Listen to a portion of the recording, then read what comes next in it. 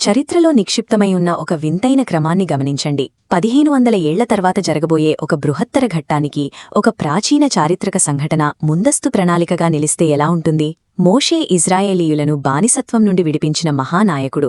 అయితే ప్రాచీన గ్రంథాలు ఆయన సాధించిన ఆ అద్భుత విజయాలను కూడా తాత్కాలికమైనవిగా వర్ణించాయి. దీనిని టైపాలజీ లేదా నమూనా శాస్త్రం అంటారు. చరిత్రను కేవలం తేదీలుగా కాకుండా పునరావృతమయ్యే నమూనాల ప్రవాహంగా చూశారు. ఒక సంఘటన మరొకదానికి పునాది. మోషే జీవిత సంఘటనలు శతాబ్దాల తర్వాత క్రీస్తు ద్వారా జరగబోయే ఆధ్యాత్మిక నెరవేర్పుకు ఒక బ్లూ ప్రింట్ను సిద్ధం చేశాయి. గతం భవిష్యత్తును డీకోడ్ చేసే సాధనం. మోషే సాధించిన ఆ భౌతిక విమోచన కేవలం ఒక ప్రారంభం మాత్రమే. అయితే అసలైన ఆధ్యాత్మిక క్లైమాక్స్ ఎలా ఉండబోతోంది? ఈజిప్టులో ఇజ్రాయేలీయులు అనుభవించిన ఆ అణచివేతను చూడండి. అక్కడ ఫరో ఒక పాలకుడిగానే కాకుండా తన ప్రజలను భౌతికంగా నరకానికి గురిచేసిన నియంతగా నిలిచాడు.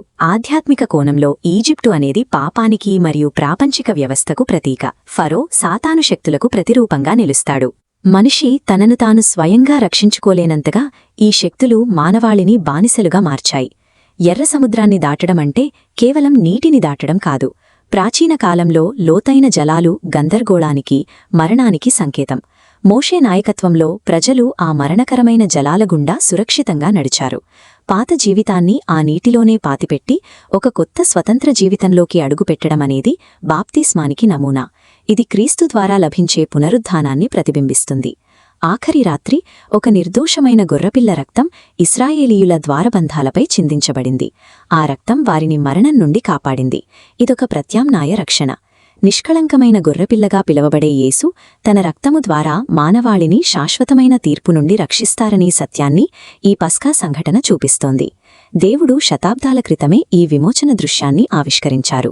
ఒక వ్యక్తిని భౌతిక జైలు నుండి బయటకు తీసుకురావచ్చు, కాని అతని మనసులో ఉన్న భయాన్ని, అపరాధ భావాన్ని తొలగించడం చట్టం వల్ల సాధ్యం కాదు.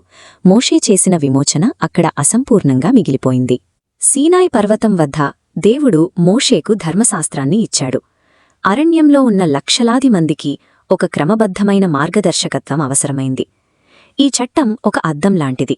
అద్దం ముఖం మీద ఉన్న మురికిని ఎలా స్పష్టంగా చూపిస్తుందో, ఈ చట్టం కూడా పాపాన్ని వెలుగులోకి తెచ్చింది. అయితే అద్దం మురికిని శుభ్రం చెయ్యలేదు. అలాగే మోషే తెచ్చిన చట్టం పాపాన్ని బయటపెట్టింది కాని దానిని కడిగివేసే శక్తినివ్వలేకపోయింది. అరణ్యంలో దేవుడు మన్నాను కురిపించాడు. అది ఆ ప్రజల శారీరక ఆకలిని తీర్చింది, కాని వారిని మరణం నుండి తప్పించలేకపోయింది. అది తాత్కాలిక పోషణ మాత్రమే.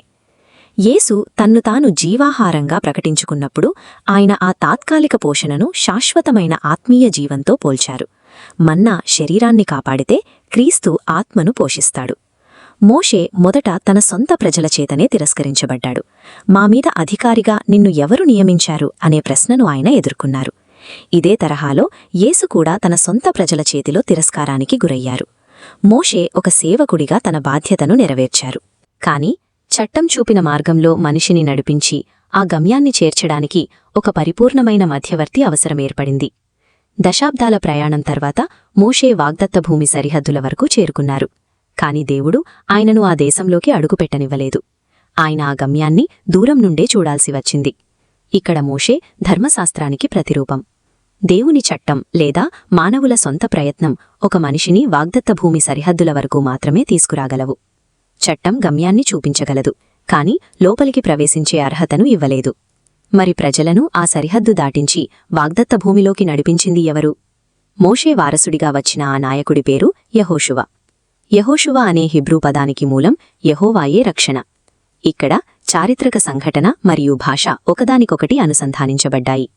యెహోషువ అనే పేరుకి సంక్షిప్త రూపమే యెషువ.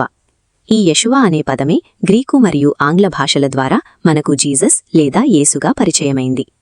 చట్టం ఎక్కడైతే ఆగిపోతుందో అక్కడ కృప మరియు రక్షణ బాధ్యత తీసుకుంటాయి.